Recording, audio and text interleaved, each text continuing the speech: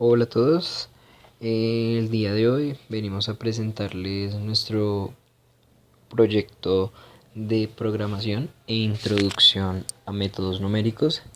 Este proyecto es presentado por Laura Juliana Caviedes Betancourt, Juan Manuel Moreno Pérez y quien les habla, Cristian Andrei Galvis.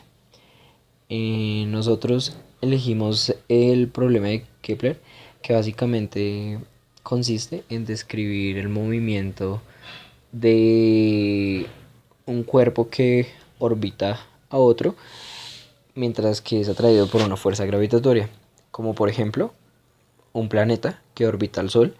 En este movimiento el planeta sigue una elipse en la cual el Sol está ubicado en uno de sus focos. A medida que el planeta va acercándose más al Sol, este empieza a moverse con una rapidez mayor y cuando se aleja se mueve con una rapidez menor, de tal manera que en intervalos de tiempo iguales, sin importar dónde esté, va a barrer áreas iguales. Esta es una de las tres leyes de Kepler propuestas por este gran matemático y físico que vivió durante finales del siglo XVI y murió a principios del siglo XVII. Eh, lo que nosotros hicimos fue plantear este problema a partir de las leyes de Newton, siguiendo las leyes de Kepler de tal manera que pudiéramos plantear dos ecuaciones, una para el movimiento en el eje X y otra para el movimiento en el eje Y, de tal manera que al simular y modelar estas ecuaciones diferenciales, los resultados fueran a ser la elipse que describe el movimiento del cuerpo celeste. Para esto necesitamos determinar una excentricidad de la elipse que sea menor que 1 para que esta no sea un círculo. Y luego de esto utilizamos dos métodos numéricos para poder aproximar las posiciones de el planeta que está orbitando al otro. Bueno, a continuación mostraremos los dos métodos numéricos que se utilizaron para resolver este sistema de ecuaciones diferenciales. Eh, Aunque el problema de Euler en principio tiene ya solución analítica, pues nosotros lo que estábamos era aproximando el resultado gráfico por medio de soluciones numéricas. Entonces lo que se hace es tomar la ecuación diferencial en un punto, los valores de la ecuación de las variables en un punto y aplicar ciertos métodos numéricos de tal manera que vamos encontrando los valores siguientes.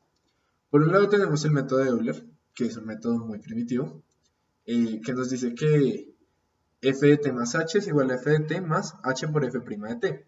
Esto quiere decir que nada más es multiplicar el valor de la derivada en el punto por el h y sumárselo a lo anterior. Es todo lo que se hace.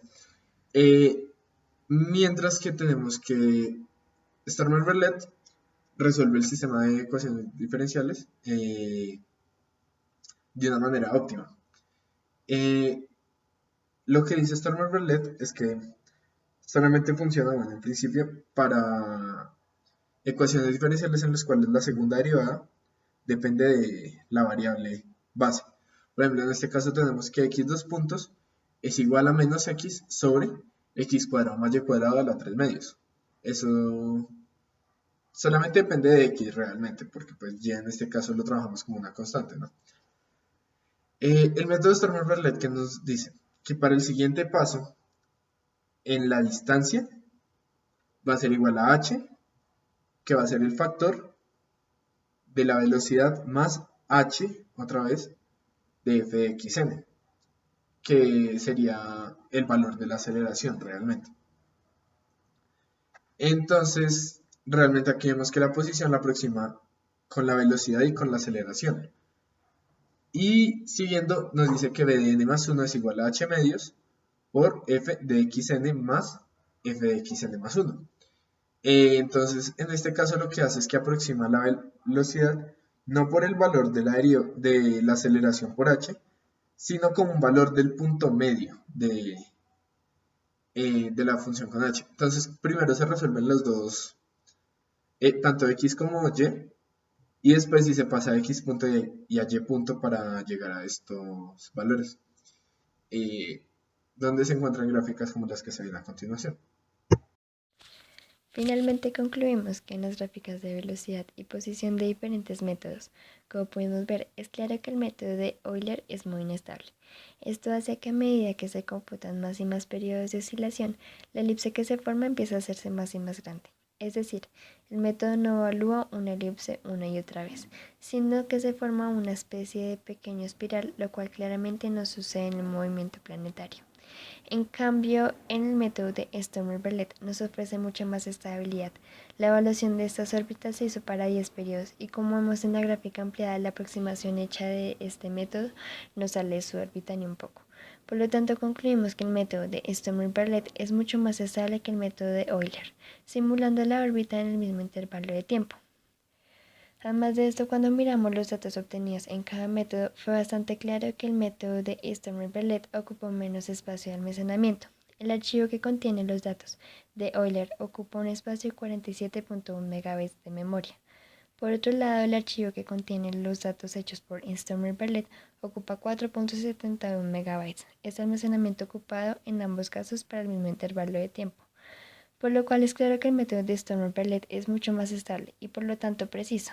Este ocupa menos espacio de almacenamiento para la simulación del sistema planetario, por lo cual concluimos que el método de Sturmer-Verlet es sin duda alguna mucho más óptimo y eficaz respecto al método de Euler para estudiar la evolución de un problema de dos cuerpos, el problema de Kepler.